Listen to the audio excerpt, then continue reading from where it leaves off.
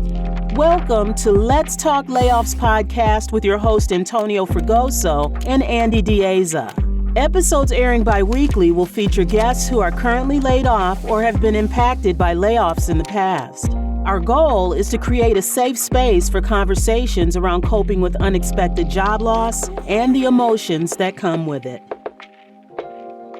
Welcome to the third episode of Let's Talk Layoffs, the podcast where we shine a light on people who have been laid off, their stories, their successes, and their struggles. Today, joining us, we have Turner Allen.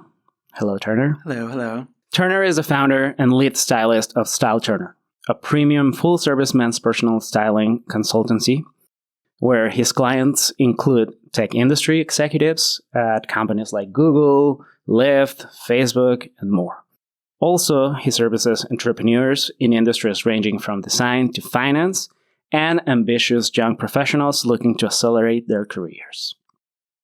On social media, Turner has garnered a highly engaged following by sharing insightful and comprehensive men's style tactics. His guidance ranges from practical tips on creating compelling outfits and brand highlights to comedic men's fashion stereotypes and inspiration. Welcome, Turner. Thanks for being here. Thank you. Thank you guys for having Welcome. me. Yes, we will put in a round of applause later, but we won't. We won't do it. So. We always say that. Fair. So let's jump a little bit deeper into that bio. Tell us a little bit about your upbringing and I guess life prior to your first real job, and then we'll go from there. Sure. Wow. We're going way back. Yeah, a little bit. I'm originally from Ohio, from a very small town. Classic small town life. One traffic light downtown. High school is across from a cornfield. So very rural, small town, Midwestern life, Midwestern upbringing. So that was kind of my life up until I was 18. Then I left Ohio and went to school in Rhode Island, which felt like I was like moving to the big city. Very exciting. I love that. Rhode Island. I love that. Going from Ohio to the smallest state felt like a big change. And it was. So I was in Rhode Island, and then I moved to New York, and I've been here for almost 10 years. So big change. Never really aspired to live in New York per se. I think because my worldview in Ohio was just so small. Right. It was like, how do I even aspire to go to someplace like that? So sometimes I'm even surprised that I'm here, but I can't really think of where else I would be right now. So it feels like the right fit. New York has that effect. Yeah. Totally. Once you're in, you're in. Yeah, 100%. And you have to love it. It's Yeah. So you have to love it. So you get here, and you're here for, I would assume, not here for 10 years before you get your first real job in fashion. But tell us a little bit how that comes to be. Yeah. So I started my career in merchandising. So merchandising, buying, planning. So that's basically, where you are choosing the merchandise for a retailer to sell. So was doing that, worked for a number of retailers. Then I joined some fashion tech startups. And that's what I was doing for the first 5 years I was here. So quickly realized that corporate was not really my thing. I feel like if you're a creative person who values flexibility and freedom, corporate life can be a little stifling. Oh, yeah. More than a little. Yeah. So I quickly found that out. So I was kind of booted out of my corporate job in 2019, end of 2019, and was the best thing that ever happened to me. Was this the first job where you felt like you'd made it? Was this the job? A little bit, because I was working for a number of tech startups before this larger company, and they were a tech startup, but they were bigger and had more of a name, so it felt more impactful to me. But it wasn't my dream job per se. I think I thought it was initially, and then, after year one, I was like, yeah, no. All right. And then you're laid off from this job in 2019? Yeah. I mean, I technically was fired, Okay. but it's kind of like a layoff / firing. A lot of like political things were happening at the company. They wanted to hire someone above me, so I was naturally kind of booted out to make way for that new person. So I could, the writing was on the wall. I knew it was coming. It's only a matter of time. So because of that, I was kind of able to plan a little bit what I was going to do after that job.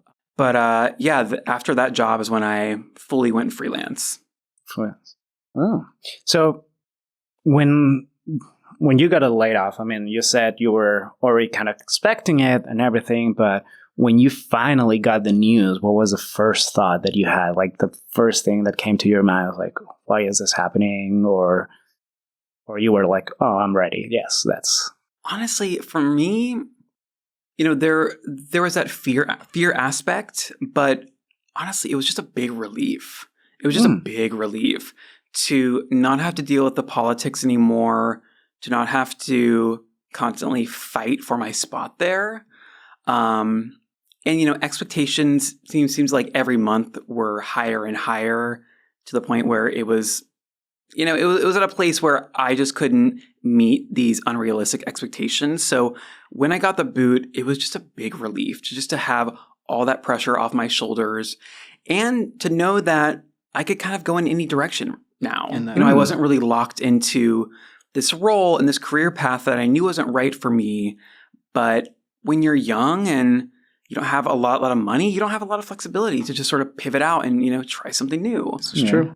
So although financially I wasn't in the best position, I knew that I wasn't locked into this company, which meant, the world was kind of my oyster. I could kind of go in any direction that I wanted to. A sense of a newfound sense of freedom, would you? Exactly. Total 100%. Yeah. I mean, and layoffs can be that, if you frame them the right way. I feel like Antonio touched on this, and maybe our last episode or one previous, but it's really reframing the narrative of what you tell yourself, right? It's a thing you can't take personally, and if you frame it the right way, it then becomes a springboard for whatever's next, right? That freedom is unique and usually short lasting.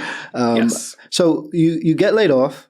And did you feel like it was you or like something you'd done or there's something you could have done better or different? Or was it like, this is the path and now we're moving? I mean, as a lifelong people pleaser, I think I always feel a sense of responsibility when something goes wrong. So I think that stayed with me for a long while, even though, intellectually I knew that a lot of this was political and outside of my control and really didn't have anything to do with me and my performance. Naturally, I felt bad or, I felt bad about myself. I felt bad for letting people down.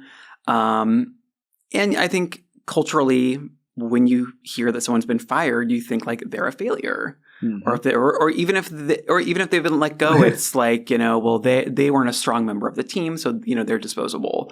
That is a big part of why we're doing this. Yeah, like that misconception. There's a stigma. It's a truth, really, but it's such a misconception, right? Because that's not necessarily the case. Let's say 90% of the time. So. Yeah. Right. Yeah, I mean, it's hard to not internalize things, and I definitely do that. But, now that I'm at a place where I'm so far removed from that experience and I've achieved so much, I'm able to kind of, put it to bed, come to terms with it and realize that experience doesn't define me in any way, which for the longest time I think it did. And I had a lot of insecurity and felt, I felt silly for that experience because up to that point, I didn't know anyone who had been let go from their job per se. And if I had, I probably would have been like, what did they do wrong? What was happening with them? But now that I was on that, on the other side of that, I realized that, this is more so the universe sort of pushing me in the direction that I want to go rather than abject failure. Yeah, that's a really good way to frame it.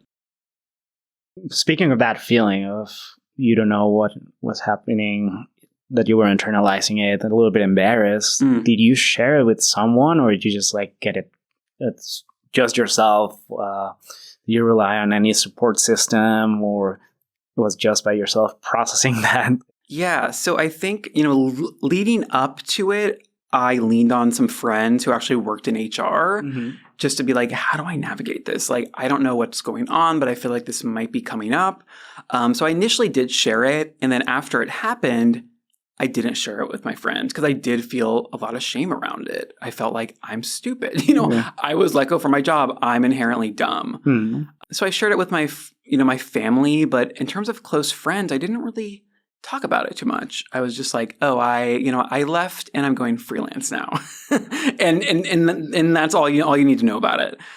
But, the more I would share it, the more I learned that people have all these experiences and this is like not the stigma that it should be.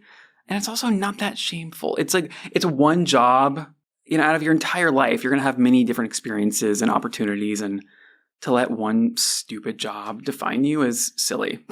Man, you're preaching to the choir here. This is why we built this church.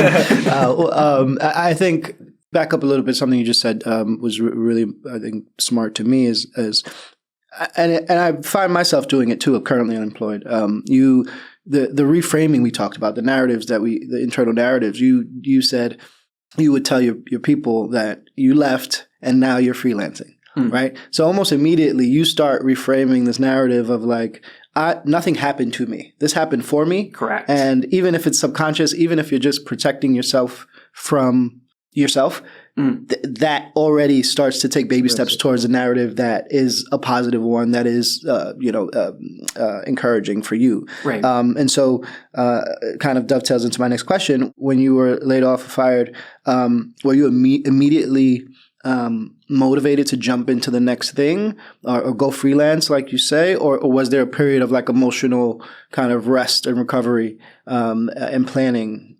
How did that work out for you? Yeah. Well, so like I said, the writing was on the wall. I knew it was coming. So I did begin to really think about what was next for me. And I knew that what I was doing and that career path was not the path I wanted to continue on. So I really had to take some time to look within and be like, what do I want to do? And I don't really have a lot of time to figure it out.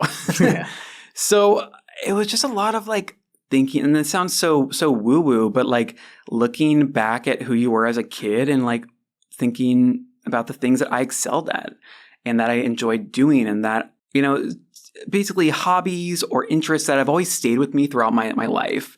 Thinking about how I can turn those into a career.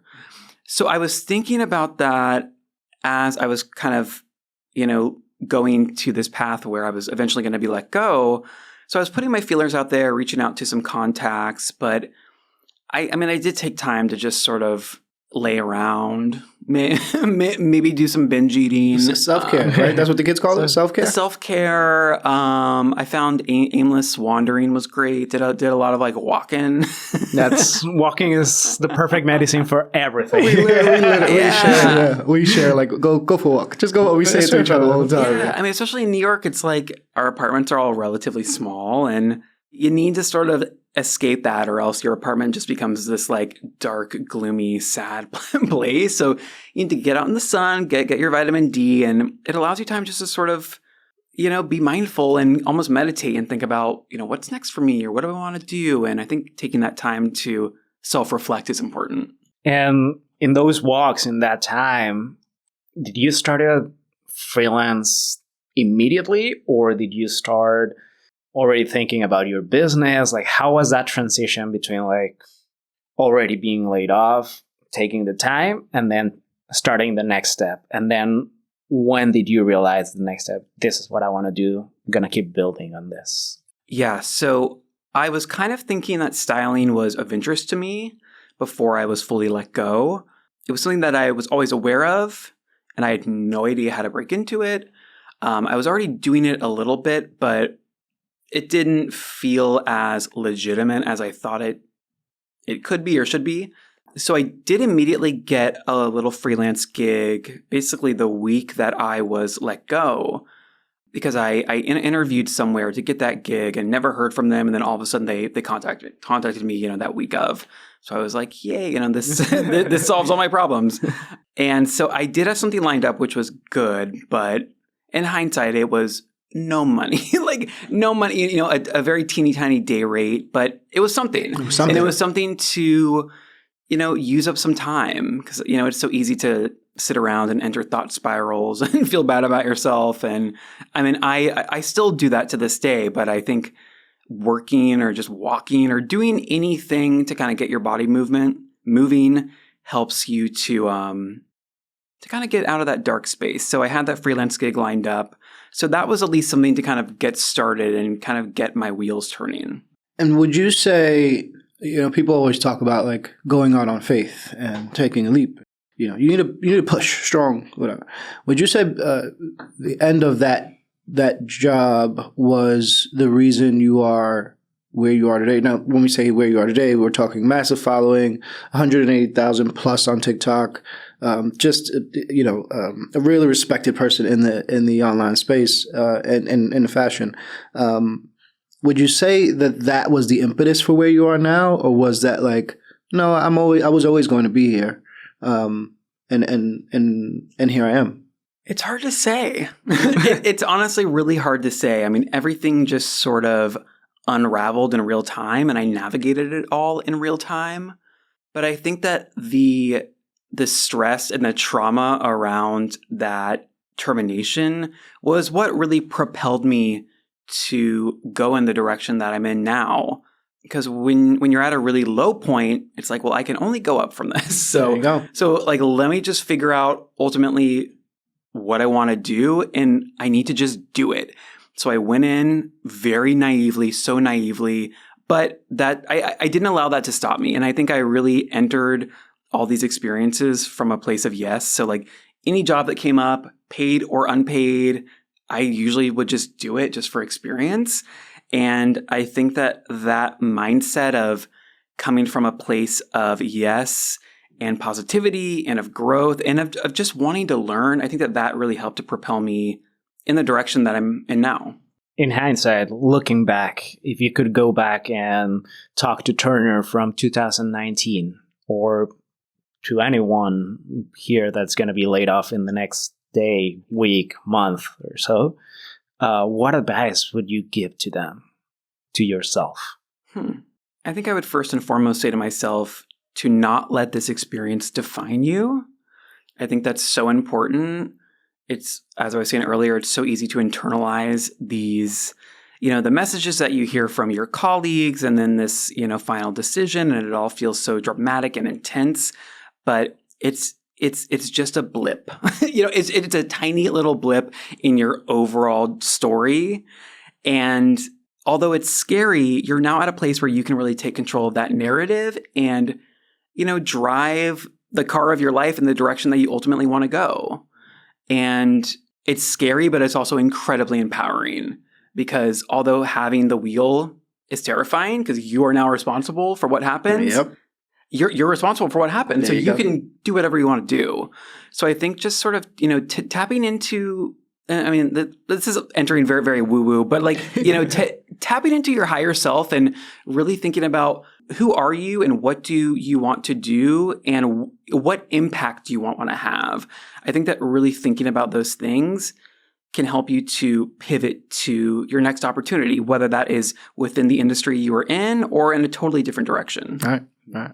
I think that's amazing. I'm going to go a little bit off cuff here, but in doing our research, first of all, I love that you are that you've taken TikTok, taking the control of that, like you have it. 2 former TikTok employees. Yeah, you'd be surprised how many people are just not willing to get in the driver's seat creatively to make it on that platform.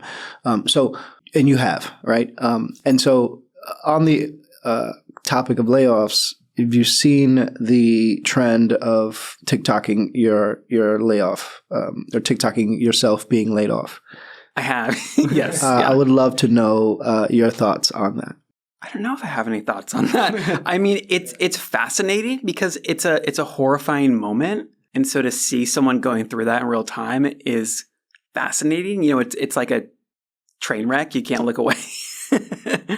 But I think it can be helpful. I guess in hindsight, I wish I had seen something like that because it is such an isolating experience. So seeing other people go through it and how they process, and some people are crying, some people are very stoic. There's really no right way to respond, and I think seeing a variety of reactions is helpful. Yeah, and just to see who it's happening to. You see these people who are obviously very smart and driven and just like cool fucking people. And it can happen to anyone. It doesn't happen because you are like the person who's not performing or not doing all that you're supposed to do. Like there's so much that goes into these decisions. And most of the time it really has nothing to do with you. We talked about democratization a lot while we were at TikTok, and it's sort of the democratization of Creativity. layoffs, and so it's interesting. It's like you get to see it. Yeah, Good to see. it's fascinating. Yeah. Speaking of that, you built a very successful personal stylist business, which I'm going to do a shameless plug. But how was from being a personal stylist to jumping on the platform and becoming a content creator and managing now two aspects of your professional career? On one, you're the personal stylist, and on the other one, you're the content creator. How the two Turners fight, dialogue, what's the part of that? Well, I started making video content in maybe spring of 2022. I had been on social media for my business before that. So I was on Instagram. Nothing was really happening there. And I told myself, like, I'm not making videos. Like, I'm not that person. Like, I'm like a fiercely private introvert. Like, I'm not doing that. And I also thought TikTok was just for dancing teens. So I was like, I'm 31. I'm not doing that. But I realized that in order to grow my business, I have to put myself in very uncomfortable positions. So that's really why I did it. I kind of just said, what the hell? Let me make a video about things I'm already talking about on my blog or with clients. Let me just make videos about it. So that's what I started doing. And it just took off like crazy. And I had zero plans of that ever being a thing. Like even till today, sometimes I cringe when I'm like, I'm a content creator. But it's been amazing to be able to connect with so many people. Did you find me through? Yep. Oh, yeah, that's how you find. Yeah, it's crazy how many people have found me, how many people I've been able to connect with. And yeah, it's really become a part-time job. So I probably spend like 25 to 30 hours a week just doing content stuff. So making content, corresponding with my agent, because I have an agent now who kind of helps me manage that, brand partnerships. And so it's become a big part of my business and something that's been incredibly helpful for reaching new clients. And it's been helpful even when it comes to kind of running my business, learning how to communicate in a very succinct and direct way and explain these concepts in a succinct and direct way to my clients was something that I struggled with initially, because all these concepts around style and aesthetics were all very inherent to me because I just sort of understood them. But trying to articulate those concepts to clients who are starting at square one, I found to be really hard initially. But through TikTok and through making these short form content videos, I learned how to really condense this information down into bite-sized, digestible tidbits. So doing that has really helped me in my business to be able to explain these concepts in ways that people will easily understand. So it's all kind of meshed together, and it all sort of, these two things kind of feed each other inevitably.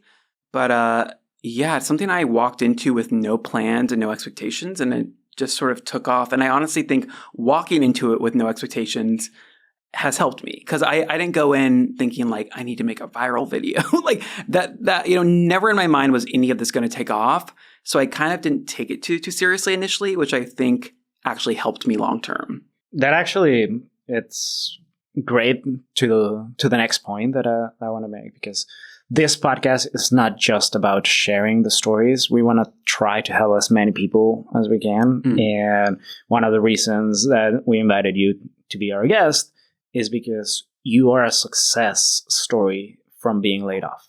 Like, you built a successful business, you built a content creator. And touching to the point of Andy, that a lot of people are recording themselves being laid off, and they might not have any clue where to go except that video that might not have gone viral. So in your experience, what advice would you give them to take that leap to start their own business if maybe they have, again, the retrospective of, I love doing this, I start doing this, I'm going to take the wheel of my car and go ahead, or, they already have one viral video probably. Like, how can you capitalize on that and going into this? Yeah, I'm just a big believer in that you just have to be moving forward. You just have to be moving forward in some way. Whether that means temping at a coffee shop, whether that means doing volunteer work, you just have to be propelling yourself forward. So I think for me, obviously, COVID came pretty soon after.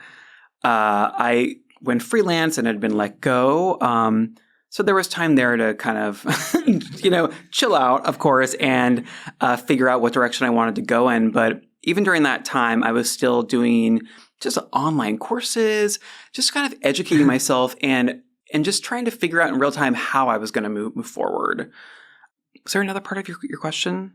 Yeah, like what advice would you give to people that found themselves like, okay, I'm doing this? Sounds like a portion of it is keep moving. Keep moving. Like yeah. I think find a direction you want to move in. I think even if it's unrelated to your career, just anything to keep it moving, an interest, a hobby, and like who knows where that will go. I see so many people online on TikTok, on Instagram who were like, I was in this terrible job or I was laid off and I just started baking and I started posting these baking videos and now they have 1 million followers. So it's like, who knows where it's going to lead? Just do something that resonates with you and that makes you happy. And I know that sounds so cliche, but truly that's what you have to be in that mindset in order for abundance and prosperity to really find you. And if you aren't, then I think it's difficult to move forward. No, and that's actually a really good point because a lot of people think that a full-time job, it's security, it's stability, it's that working for yourself, for your own business, your own projects, your own passion projects, whatever, it's the most unstable thing in the world. And having a full-time job is what you need to have. And in reality, we've seen it with layoffs and everything. It's not the stability that a lot of people look. So they get trapped into that feeling that if I don't go back to whatever I was doing for my own career in another job, they're not going to do anything else. Yeah, I mean, you just can't you can't live with those what ifs, and ultimately, listen, we all want health insurance. we all want retirement, but I think especially if you are a relatively young person, like there's time for that. You'll figure it out. I think that your own personal happiness and fulfillment is what should be most important, when that moment happens where you're let go and you're kind of figuring out what's next. And those other aspects that are important, they'll eventually fall into place. I really didn't focus on those things when I was in the midst of figuring out what was next for me. I wasn't hyper fixated on like, but what about retirement when I'm 65? Like, right. You just, it's like, it's already stressful enough. The world is stressful enough. Like, you just kind of focus on one thing at a time here.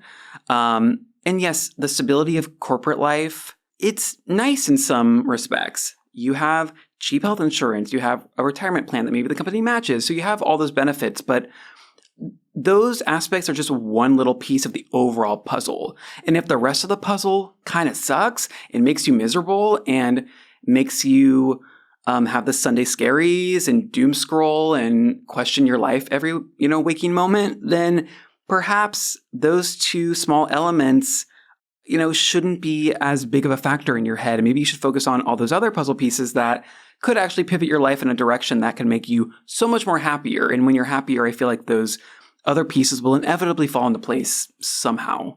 One puzzle piece has never made a whole puzzle. I love it. I love it.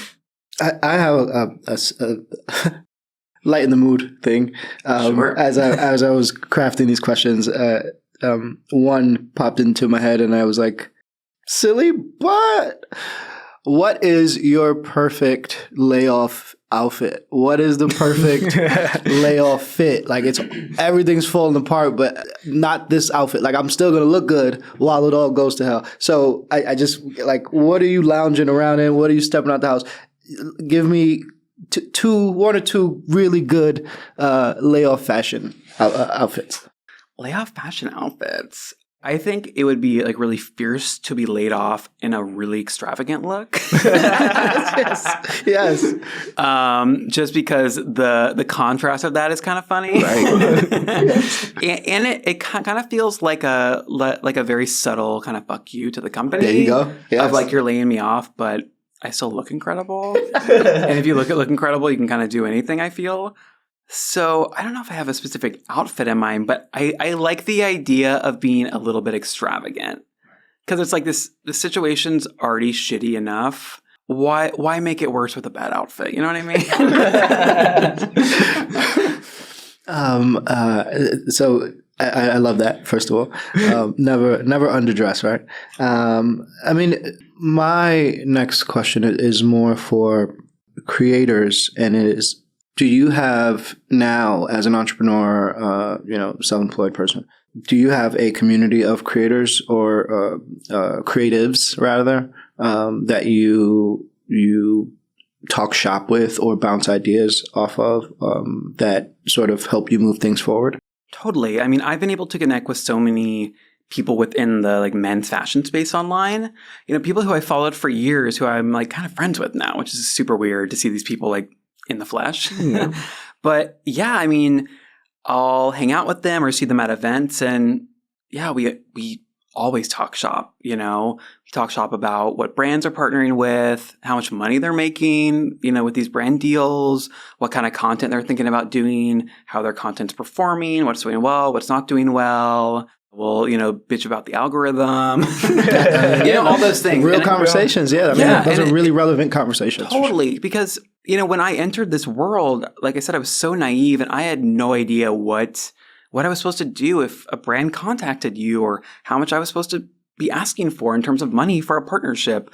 So having those connections, and I think just being really real with people is what you need to do. I don't want to know your process, but what would new creator, let's take it back, right? Someone just got laid off. Yep. They have a knack for TikTok. Mm-hmm. They start making content. They garner some following. A brand reaches out. What would be 3 to 5 tips you would say, hey, this is how you do that? I would say don't take gifted partnerships. So that's basically them sending you a product in lieu of payment. Because when tax season comes around, you are supposed to pay taxes on those gifts. So in essence, you're basically paying that company to make an ad for them. Mm. So don't do gifted partnerships. Always ask for money, and always ask for way more than you think. I think one of the first brands who reached out to me, I think I asked them for $100 because I truly didn't know. I think I was like, you're naive. You're nervous that they're going to back out if you say something high. So don't undervalue yourself. These companies have huge budgets, and when you say $100, they're like, perfect. Like truly, because they're not going to come back and say like, oh, well, we have a $5,000 budget, so they're going to be like, great, $100. So don't undervalue yourself. And I think basically like what I was just saying, talk to your mutuals, reach out to people, even if you've never met them in the flesh, like message them, DM them and say, this is happening. This brand reached out. I'm interested in working with them. Have you ever worked with them? If so, how much did they pay you? And if not, how much do you think I should be asking for? Trying to navigate this role alone is really confusing, and it's constantly changing. Like the influencer industry is just, ebbing and flowing, basically hour by hour. Right. Yes. So you never really know what's the right move to make. So you need to really rely on people to kind of make those informed decisions. So I think, establishing a community of people, not undervaluing yourself, and I don't remember my first point of advice. Always ask for money. Always ask for payment, because gifts aren't going to pay rent. Right. So yeah. Speaking of that, I have now my fun question. Have you ever lay off a brand that you don't want to be working with anymore? I don't think so, now that I think about it. But I have chosen to not work with brands who've reached out to me after kind of corresponding. So I have told people, even if they're offering me money and all that, sometimes the vibe just isn't right, or the way that they're negotiating is a little strange to me. So I think that's another important tip is to know when to leave the money on the table, because sometimes certain partnerships or relationships are not worth it. So I haven't necessarily broken up with the company who I've worked with, but I definitely have turned people down, which always feels bad. It feels like the wrong move. When you're a freelancer, you always feel like you're in survival mode a little bit. So it feels like, is this stupid to turn down money? Like, they're giving me money. But sometimes you just have to think like, the vibe of this isn't right. And ultimately, like, does this brand represent who I want to become, or, the kind of energy that I ultimately want to put out in the world? Like, perhaps not. So yeah, I think it's important to know when to say no. There's an old Bronx proverb that goes, all money is not good money. That's it. That's the proverb. Correct. Right. Yes. Facts. Yeah, it's important. What is next for Turner Allen? Oh, God. It's a pretty standard one, but it's always the hardest one, right? It's hard to say. I'm asked this by everyone, all my clients. And honestly, I'm really happy with where I am. I think in American culture specifically, it's all about growth. It's all about moving to the next thing and always achieving more and more and more and more, and never being content with where you are. And I'm really content with where I am. And I don't feel a need to, pivot in another direction to make X amount more money.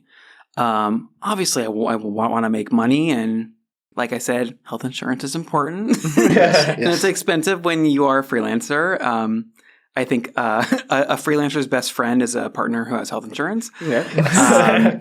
But I would say I'm interested in continuing to grow my online presence, maybe expanding into some digital products. I think would be cool.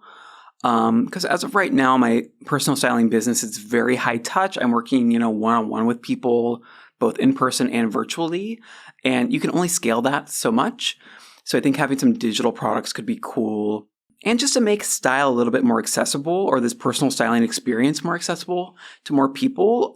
It is, a somewhat expensive process. It's not for everyone. It is more of a luxury service. But I know that on TikTok specifically, it's a lot of young people who are interested in this and interested in learning more and interested in evolving their style, but they might not have the resources to invest in something like this. So I think having some digital products with a lower price point could be cool, just to sort of bring more people into the mix. Because I come from a very humble beginning, single parent household, blue collar, I know that having style doesn't take money. It just takes some resource to kind of learn. So I don't think everyone needs to invest in a service like mine. You can learn so much just by kind of educating yourself. And I think putting those educational tools out there could be a cool next step for me. But in terms of evolving my business dramatically, like I said, I'm really happy with what I'm doing. And like, I love my clients, and everyone I work with is so cool. Like, the question I always get asked is, have you had any asshole clients? Like, tell me about a crazy client story. I'm like, I really don't have any. Like everyone's so cool. I'm a big believer in the energy that you put out there is the energy you get back. And I think I'm a pretty chill, low key person. So I think I get chill, low key clients who are fun to work with, who are really open-minded and have a genuine interest in this experience. They're not just going through the motions for their girlfriend or their partner or for a job. They're doing this for themselves, which I think is really cool and really important. So, so right now I'm really happy with what I'm doing, but there's definitely some things that I'd like to expand. Okay. Love that. This has been great. I think you are such a great example of a layoff can just be a beginning. 100%. And I think that would be my take from this. And I think it's there's so many people right now, because of the time we're in, there's so many people still going through this that can't see a light at the end of the tunnel. I really feel like you are the light at the end of the tunnel. Your situation obviously is a light at the end of the tunnel. And if people could hear this story and see you and know that you've gone through it and come out on the other side, maybe they start to see that, hey, I'm laid off, but maybe it's just a start for me too.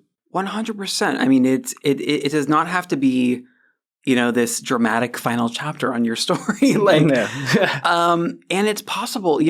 I come from no, financial affluence of any kind. I don't have parents with money. I have, just my dad. I don't have a trust fund. I made no money at the job that I was let go from. So I was starting from ground zero. Like I was starting with like no savings. I was living on unemployment.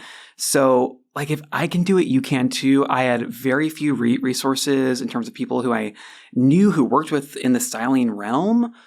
So it's just a matter of putting your feelers out there, reaching out to your network.